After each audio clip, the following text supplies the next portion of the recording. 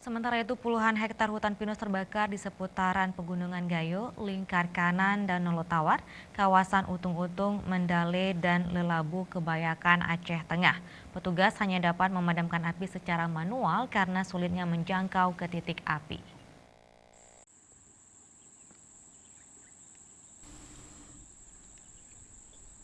Kemarau panjang yang terjadi sedikitnya puluhan hektar hutan pinus serta lahan kosong terbakar di Pergunungan Gayo, Jalan Lingkar sebelah kanan Danau Lutawar Aceh Tengah. Mengatasi hal ini, tidak banyak hal yang dapat dilakukan oleh petugas gabungan dalam memadamkan api yang terus membakar hutan pinus dan lahan ini yang terjadi di kawasan Utung-Utung, Mendali, dan Lelabu, Kebayakan Aceh Tengah.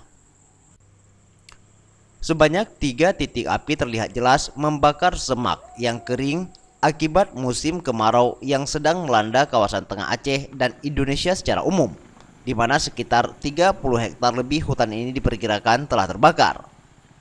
Petugas kesulitan untuk mengakses titik-titik api yang berada di atas perbukitan, serta api yang sangat mudah menjalar ke atas pergunungan, angin kencang dari hamparan danau, sehingga hanya dapat dilakukan pemadaman secara manual dengan menggunakan ranting oleh para petugas dari kehutanan dari KPH 2 Aceh, BPBD Aceh Tengah, TNI, dan Polri, serta sejumlah warga.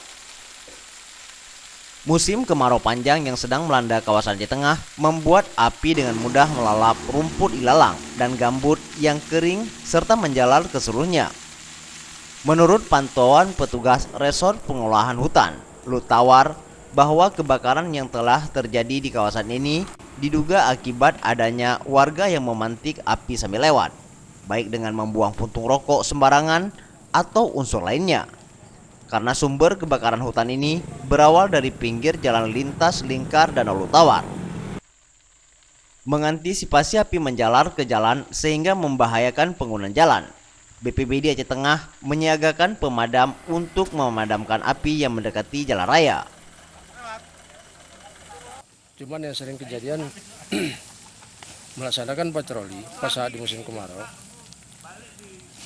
kebakaran tidak pernah terjadi. Saat di belakang kami,